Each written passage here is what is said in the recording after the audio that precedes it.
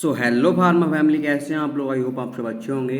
So guys हमारी चल रही थी बायोकेमिस्ट्री और बायोकेमिस्ट्री का ये हमारा चौथा लेक्चर होने वाला है। इसमें हम पढ़ेंगे एचएमपी सेंट पैथवे के बारे में। तो एचएमपी सेंट पैथवे बहुत इंपॉर्टेंट है जो कि एग्जाम में आता है। तो ये वीडियो थोड़ी लंबी हो सकती है क्योंकि हम इसमें पूरा इसका पैथवे पढ़ेंगे, इसकी सिग्निफिकेंस पढ़ेंगे। तो आप वीडियो में बने रहना लास्ट तक। तो सबसे पहले देख लेते हैं एचएमपी को क्या कहते हैं, मतलब एचएमपी का पूरा नाम क्या होता है। तो एचएमपी का पूरा नाम होता है हेक्सोस मोनोफॉस्फेट शंट पैथवे। इसको हम एचएमपी पैथवे के नाम से भी जानते हैं और एचएमपी शंट पैथवे के नाम से भी जानते हैं। तो इसको शुरू करते हैं सबसे पहले।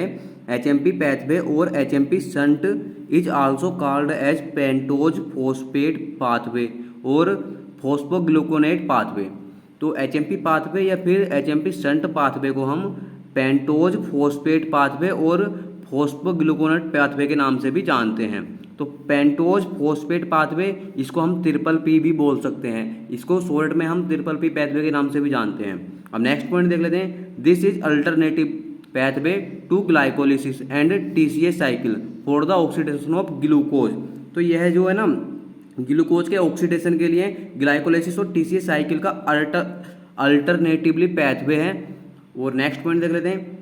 HMP shunt is more anabolic in nature. तो जो हमारा एचएमपी शंट पैथवे जो होता है वो हमारा क्या होता है, ज़्यादा एनाबॉलिक नेचर का होता है। अब इसका नेक्स्ट पॉइंट देख लेते हैं। और it is concerned with the biosynthesis of NADPH and pentose sugar. तो इसका जो संबंध होता है वो हमारे NADPH और पेंटोज शुगर के बायोसिंथेसिस से होता है। ठीक। और अब देख लेते हैं। The enzyme are located in the cytosol. तो ये जो एंजाइम होते हैं वो लोकेटेड होते हैं हमारे साइटोसोल में। अब नेक्स्ट पॉइंट देख लेते हैं। और the tissue such as liver, adipose tissue और adrenal glands, erythrocytes, testis and lactating mammary glands are highly active in HMP shunt. तो देखो क्या होता है, जैसे हमारे टिश्यू होते हैं, जैसे कि हमारे लीवर एडिपोज टिश्यू हो गया, या फिर हमारे एंड्रेनल ग्लैंड्स हो गई, या हमारी इराथ्रोसाइट्स हो गई, या फिर हमारे टेस्टिस हो गए, या फिर हमारे लैक्टेटिंग मेमोरी ग्लैंड्स हो गई। ये क्या होती है, हमारी हाईली एक्टिव होती हैं। ये क्या होती है, हमारी ज़्यादा एक्टिव होती है हमारी एचएमपी शंट पैथवे में। और अब देख लेते हैं। Most of these tissue are involve in biosynthesis of fatty acid and steroids which are dependent on the supply of NADPH। तो देखो क्या होता है, इनमें से जो है ना अधिकांश टिश्यू, मतलब इसमें से क्या होता है, हमारे मोस्ट ऑफ द टिश्यू जो होते हैं वो जो जैसे कि हमारे फैटी एसिड्स हो गए या फिर हमारे स्टेरॉइड्स हो गए, वो हमारे क्या होते हैं, बायोसिंथेसिस में इन्वॉल्व रहते हैं। विच आर डिपेंडेंट, जो कि हमारे NADPH की जो हमारी सप्लाई होती है उस पर निर्भर रहते हैं, उस पर डिपेंडेंट रहते हैं। ठीक। तो ये हमारा हो गया है यहाँ पर एचएमपी शंट पैथवे, जिसके बारे में हम यहाँ पर इसकी थ्योरी लिख देते हैं। और अब इसके आ जाता है, इसके नेक्स्ट पढ़ लेते हैं हम। तो देखते हैं यहाँ पर क्या होता है। Two important step in HMP shunt. तो क्या होता है, जो हमारे एचएमपी शंट पैथवे होता है उसमें क्या होता है, हमारे दो इंपॉर्टेंट स्टेप्स होते हैं। जो कि नंबर 1 पर होता है हमारा ऑक्सीडेटिव स्टेप और नंबर 2 होता है हमारा नॉन ऑक्सीडेटिव स्टेप। तो ऑक्सीडेटिव स्टेप में क्या होता है, mainly occur in liver, adipose tissue, RBC. तो ये क्या होता है, मुख्य रूप से जो हमारे लीवर में, एडिपोज टिश्यू में और आरबीसी में होता है। और नॉन ऑक्सीडेटिव स्टेप में क्या होता है, it deals with synthesis of pentose sugar. तो ये क्या होता है, ये मतलब हमारे पेंटोज शुगर की सिंथेसिस से होता है, जैसे कि हमारे डीएनए हो गया या फिर हमारा आरएनए हो गया। तो ये हमारा इधर से 2 स्टेप्स हो जाते हैं हमारे एचएमपी शंट पैथवे के। और हमने ऊपर देख लिया हमारा एचएमपी शंट पैथवे क्या है। तो अब हम इसको आगे देखते हैं। तो देखो अब यहाँ पर हम पढ़ने वाले हैं पैथवेज हैज़ 3 स्टेजेस, यानी कि हम अब एचएमपी पैथवे पढ़ने वाले हैं। और हमारा एचएमपी पैथवे वो हमारे 3 स्टेजेस में कवर होता है पूरा। नंबर 1 पर आती है हमारी ऑक्सीडेशन रिएक्शन, मतलब ऑक्सीडेशन रिएक्शन। और पहले ऑक्सीडेशन रिएक्शन को ही हम देख लेते हैं। तो ऑक्सीडेशन रिएक्शन में क्या होता है, सबसे पहले ग्लूकोज 6 फॉस्फेट, जो हमारा एचएमपी पैथवे है वो हमारा ग्लूकोज 6 फॉस्फेट से शुरू होता है। और ग्लूकोज 6 फॉस्फेट से जो हमारा मतलब कन्वर्ट होता है वो 6 फॉस्फोग्लूकोनोलैक्टोन में। तो इसमें जो हमारा जो एंजाइम रिस्पॉन्सिबल होता है वो होता है हमारा ग्लूकोज 6 फॉस्फेट डिहाइड्रोजिनेस। तो जिसके पीछे हमारा ASC लगा हुआ होता है वो हमारा एंजाइम होता है। और इसमें क्या होता है, हमारा NADP यूटिलाइज होता है, मतलब इसमें हमारा NADP यूटिलाइज होता है, वो हमारा कन्वर्ट हो जाता है NADPH में और H- में। ठीक। उसके बाद क्या होता है, हमारा जो 6-फॉस्फोग्लूकोनोलैक्टोन है वो हमारा कन्वर्ट होता है 6-फॉस्फोग्लूकोनेट में, और इसमें जो हमारा एंजाइम रिस्पॉन्सिबल होता है वो होता है हमारा लैक्टोनेज। और इसमें हमारी क्या होता है, वाटर का डिहाइड्रेशन होता है, मतलब वाटर यूटिलाइज होता है और वो हमारा H+ में कन्वर्ट हो जाता है। तो फिर अब नेक्स्ट देख लेते हैं उसमें। उसके बाद क्या होता है, जो हमारा 6-फॉस्फोग्लूकोनेट है वो हमारा कन्वर्ट होता है राइबुलोज 5-फॉस्फेट में, और इसमें जो हमारा एंजाइम होता है वो होता है हमारा 6-फॉस्फोग्लूकोनेट डिहाइड्रोजिनेज। और ये भी सिंपल सेम है, इसमें हमारा NADP यूटिलाइज होता है और वो कन्वर्ट हो जाता है हमारे NADPH में और H- में। तो अब उसके बाद क्या होता है, ये हमारी फर्स्ट स्टेज होता है, जो हमारा ऑक्सीडेशन रिएक्शन का स्टेज है फर्स्ट। तो फर्स्ट स्टेज हमारा इतना ही होता है। सबसे पहले हमारा ग्लूकोज 6-फॉस्फेट से 6-फॉस्फोग्लूकोनोलैक्टोन में कन्वर्ट होता है। उसके बाद ये कन्वर्ट होता है हमारा 6-फॉस्फोग्लूकोनेट में, और फिर 6-फॉस्फोग्लूकोनेट कन्वर्ट होता है हमारा राइबुलोज 5-फॉस्फेट में।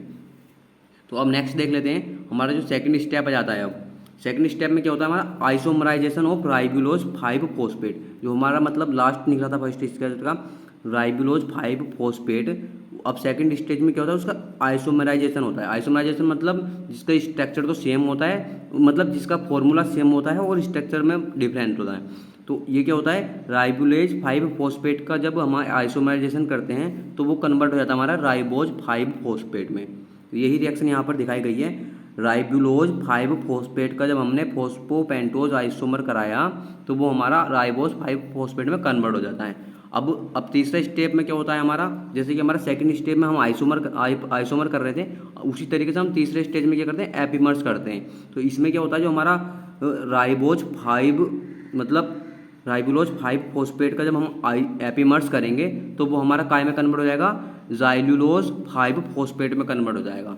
अब जाइलुलोज 5-फॉस्फेट में कन्वर्ट होने के बाद जैसे कि ये हमारे दो निकल के आए हैं, राइबोज 5-फॉस्फेट और जाइलुलोज 5-फॉस्फेट। अब इन दोनों को हम प्लस में कर देते हैं, जाइलुलोज 5-फॉस्फेट और राइबोज 5-फॉस्फेट दोनों ही आपस में मिलकर जब इनकी दोनों की रिएक्शन होती है हमारी ट्रांसकीटोलेज की एंजाइम रिस्पॉन्सिबिलिटी में, तो हमारा क्या निकलता है, सीडो हेप्टुलोज 7-फॉस्फेट निकलता है और ग्लिसरॉल्डिहाइड 3-फॉस्फेट बन जाता है। ठीक।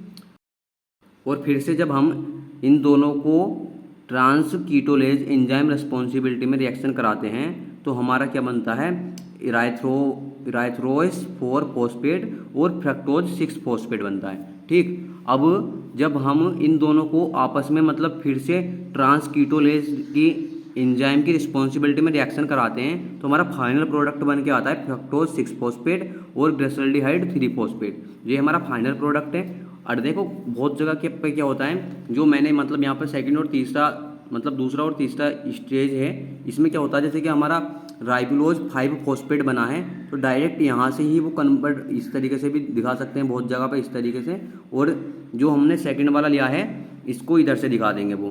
तो क्या होगा, जो हमारा मतलब राइबोज 5-फॉस्फेट जो हमारा राइबुलोज से बन रहा है उसमें यहाँ पे लिख देंगे आइसोमर और यहाँ पे लिख देंगे एपीमर्स।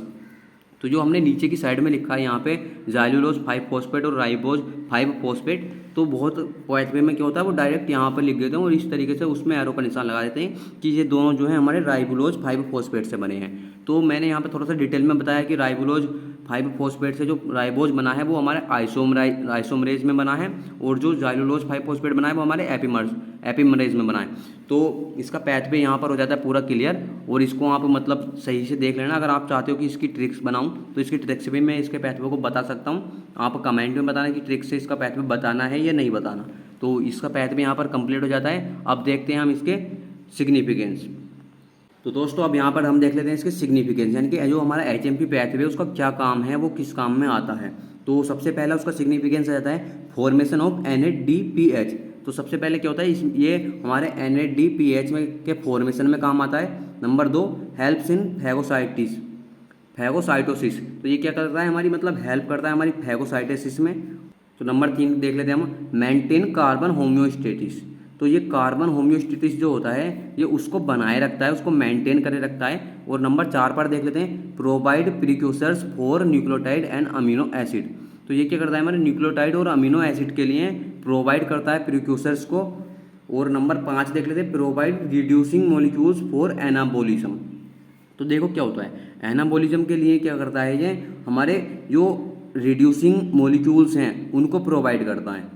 नंबर 6 आ जाता है अब NADPH important for maintaining transparency for Lenz. तो देखो जो हमारे लेंस होते हैं उनकी जो ट्रांसपेरेंसी होती है, NADH इंपॉर्टेंट होता है उसको बनाए रखने के लिए, उसको मेंटेन रखने के लिए। ट्रांसपेरेंसी मतलब जो हमारी पारदर्शिता होती है, यानी कि लेंस की पारदर्शिता को बनाए रखने के लिए NADH क्या होता है, बहुत ज़्यादा इंपॉर्टेंट होता है।